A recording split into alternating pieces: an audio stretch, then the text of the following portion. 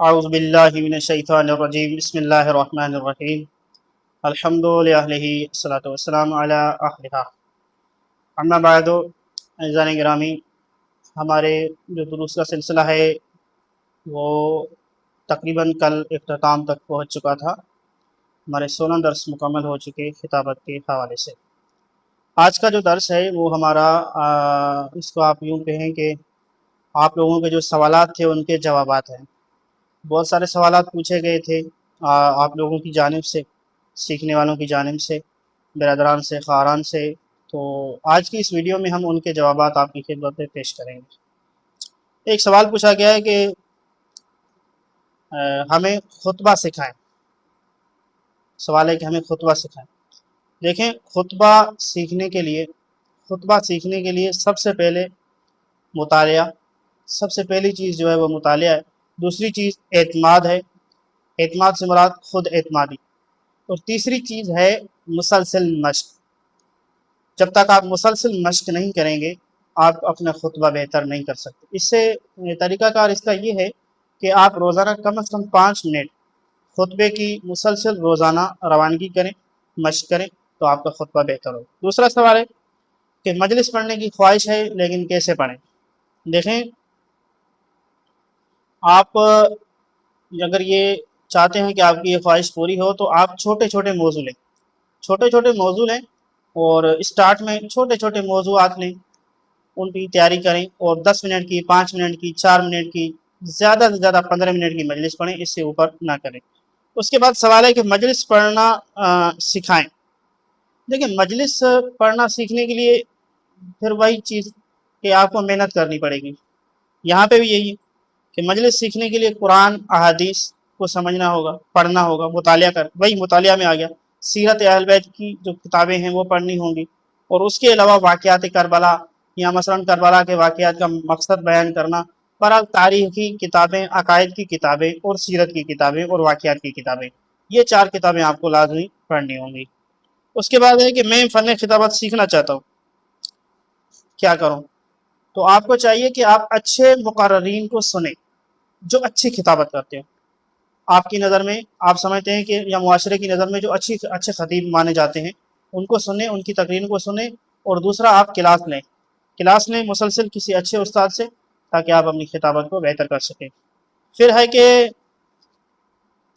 ایک آیت سے جو ہے وہ مجلس کیسے تیار کی جائے۔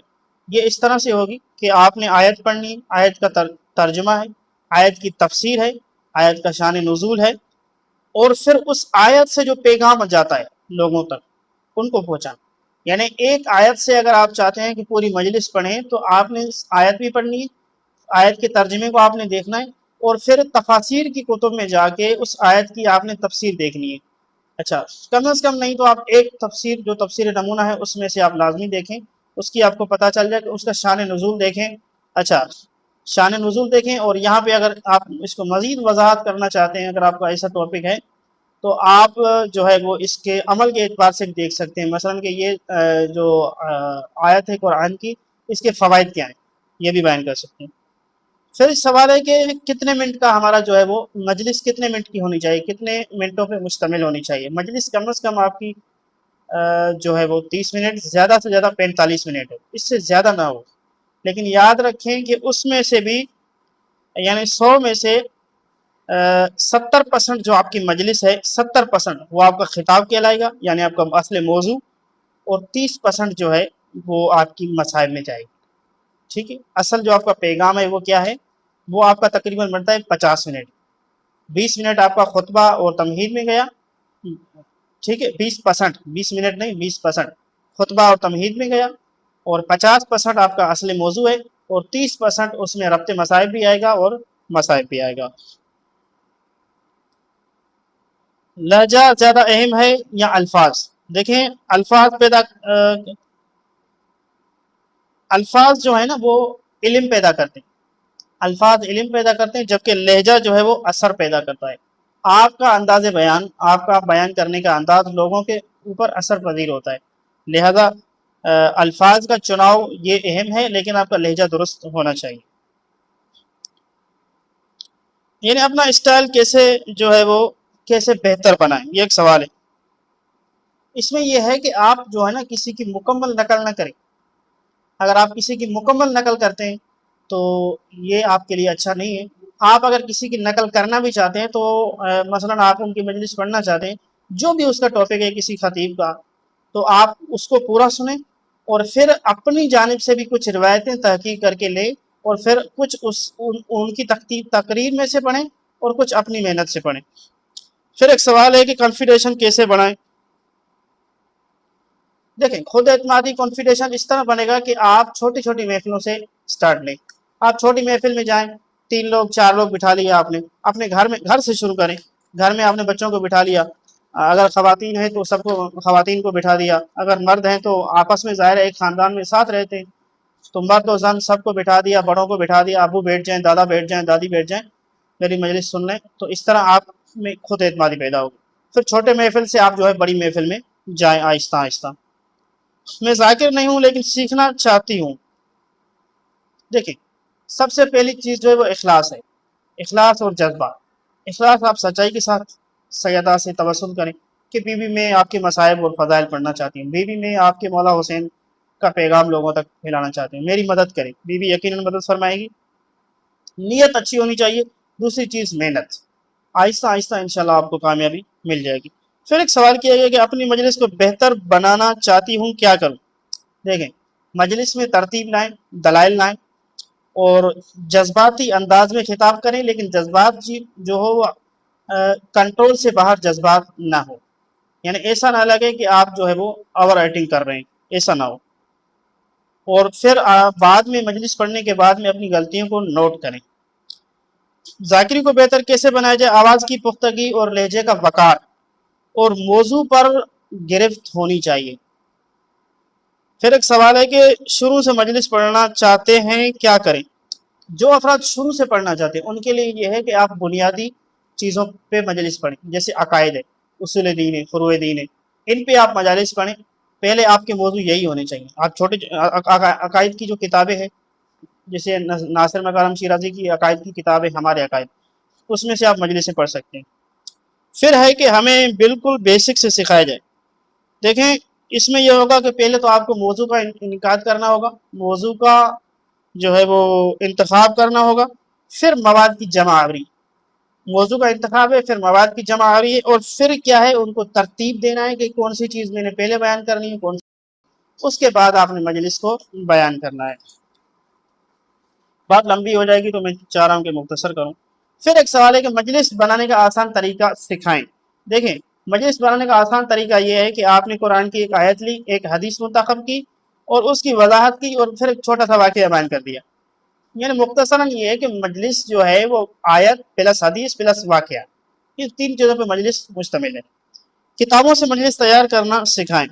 देखें, मुतालिया करते वक्त आप जो है किताबों में नोट बनाएं। जैसे मैंने बताया था, किताबों में नोट बनाएं, सिफा लिखें कि फिला जो है वो पेज पे फिला मौजू है, फिला वाक़या है, फिला मौजू से रिलेटेड है। आप नोट बनाएं छोटे छोटे, तो आपकी मजलिस बेहतर बनेगी। मजलिस में उतार चढ़ाव कैसे आएगा।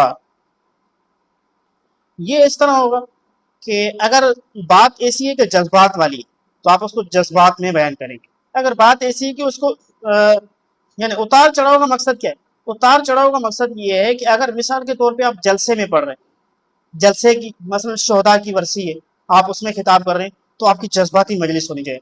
कभी आप ऊपर चले गए, मिसाल के तौर पे कभी आप चले गए कि वो खामिनाई कि जो इमाम हुसैन अलैहिस्सलाम की सीरत पे चलते हुए जब दीन पे मुश्किल वक्त आया तो अपने पूरे खानदान को कुर्बान करके ये साबित कर दिया कि मैं हुसैनी हूँ।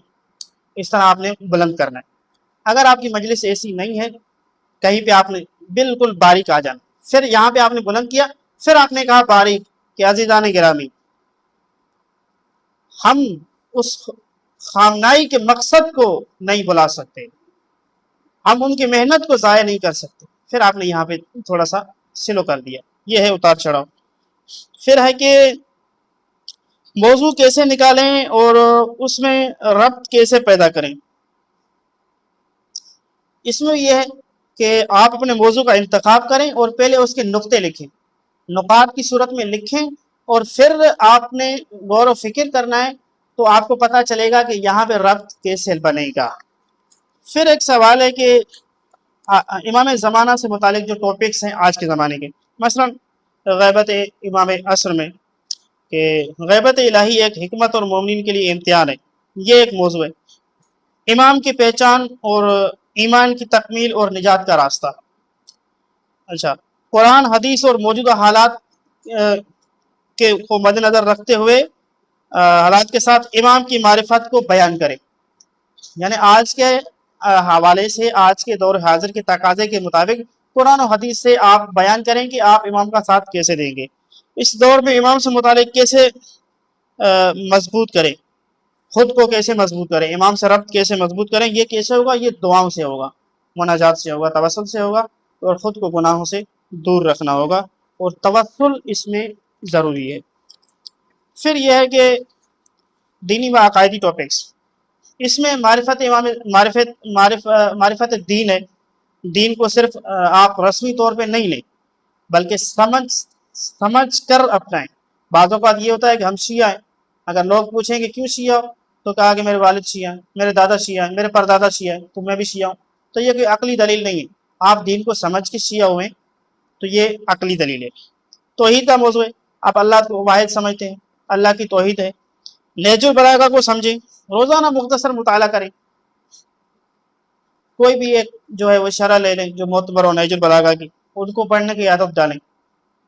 قرآن کو سمجھنے کا طریقہ، قرآن کو جو ہے آپ کیسے سمجھیں گے؟ تفاسیر سے سمجھیں گے، ان کا شان نزول سمجھیں گے، آیات کے فضیلت سمجھیں گے، آیات کے فوائد سمجھیں گے، تو آپ کو قرآن سمجھ میں آئے گا۔ اس کا طریقہ کار یہ ہے کہ بجائے اس کے کہ آپ 40-50 یا ایک پارہ پورا روزانہ پڑھیں یا 40-50 آیات قرآنی پڑھیں، آپ فقط ایک آیت روزانہ پڑھیں، لیکن اس کی تفسیر ضرور دیکھیں اور اس کا شان نزول بھی دیکھیں اور ان کے فوائد بھی دیکھیں۔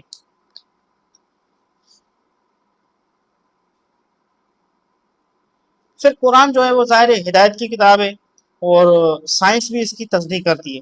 اہل بیت کی زندگی انسان کے لیے بہتر نمونہ ہے، ٹھیک ہے۔ اہل بیت کے محبت اہل بیت انسان کو دین اور دنیا دونوں میں کامیاب کرتی ہے، یہ بھی ایک موضوع ہے۔ ایک موضوع آپ کا یہ ہونا چاہیے کہ دین اور سائنس، ایک موضوع آپ کا ہوگا محبت اہل بیت۔ پھر ایک سوال ہے کہ اعمال کی قبولیت کیسے پہچانی جائے؟ اگر اعمال انسان کے اخلاق اور کردار کو بہتر بنائیں تو یہ قبولیت کی علامت ہے، یعنی آپ اعمال انجام دے رہے ہیں لیکن پھر بھی آپ کا اخلاق وہی، آپ کا کردار وہی ہے، تو آپ کے اعمال قبول نہیں ہو رہے۔ ظہور کی نشانیاں اور موجودہ حالات، اچھا یہاں پہ بھی جو ہے آپ نے صرف مستند روایات پیش کر دی ہیں۔ آپ کو بہت ساری ظہور کے حوالے سے روایتیں ملیں گی کہ ظہور سے پہلے یہ ہوگا وہ ہوگا، لیکن آپ نے مستند روایت کو استعمال کر رہے ہیں۔ اچھا یہاں پہ ایک کتاب ہے تاریخ اسلام، علامہ سید فروغ کاظمی کی کتاب ہے، اس میں آپ کو اچھی مستند روایت مل جائیں گی۔ اس کے کتاب کے آخر میں انہوں نے بیان کیے ظہور سے پہلے کیا ہوگا۔ منتظر حقیقی کیسے بنے؟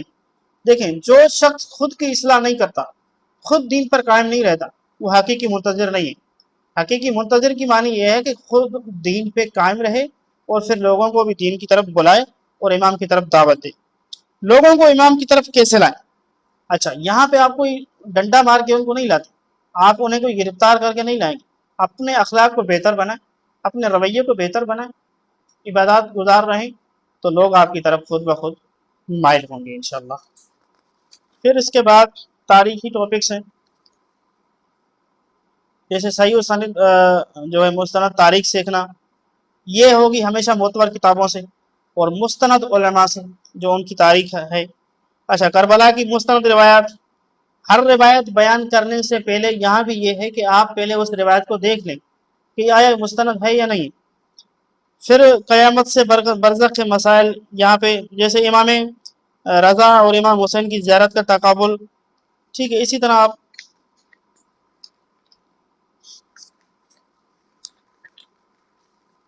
پھر ایک موضوع ہے جو آج کے دور کا ہے، وہ یہ ہے کہ دور حاضر میں خواتین کی ذمہ داریاں، آپ اس موضوع پہ پڑھیں۔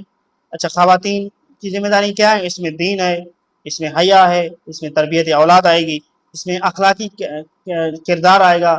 اچھا اس دور میں چونکہ بہت ساری خواتین جاب کرتی ہیں تو انہیں جاب کرنی چاہیے نہیں کرنی چاہیے، یہ ایک موضوع یہاں پہ آئے گا۔ پھر تربیت اولاد اور بطن مادر سے، کہ تربیت کا تعلق جو ہے وہ یہ بچہ پیدا ہونے کے بعد سے نہیں ہے. تربیت کا جو تعلق ہے وہ بچہ جب آپ کی شکم میں آئے وہاں سے اسٹارٹ ہوتا ہے. لیکن اگر آپ اس کو شہداء کی زندگی میں آپ چلے جائیں، اگر ایران کے جو شہداء ہیں ان کو آپ دیکھیں تو اصل پتہ چلتا ہے کہ تربیت جوانی سے اسٹارٹ ہے. آپ اگر شادی نہیں ہے، جوانی سے آپ کی تربیت اسٹارٹ ہے، بچوں کی بھی اور اپنی بھی، آپ کی نسل کی بھی. اگر آپ بچپن سے آپ جوانی آپ کی محفوظ رہی تو آپ کی اولاد کی جوانی بھی محفوظ رہے گی. پھر یہاں پہ جو حجاب اور موجودہ دور کے چیلنجز، یہ ایک موضوع ہے. حالات حضرہ کو مجلس میں کیسے شامل کریں؟ یہاں پہ جو ہے موجودہ مسائل کو قرآن، اہل بیت اور سیرت اہل بیت کے مطابق آپ ان کو حل کریں گے.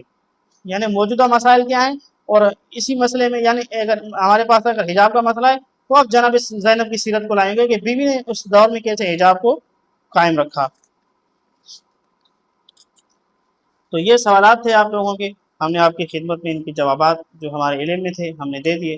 تو ہمارا یہ سلسلہ جو خطابت کا ہے یہ اختتام پذیر ہوا، اور امید کرتے ہیں کہ بندہ ناچیز کی یہ تھوڑی سی محنت آپ کے لیے کچھ نہ کچھ انشاءاللہ بنے گی.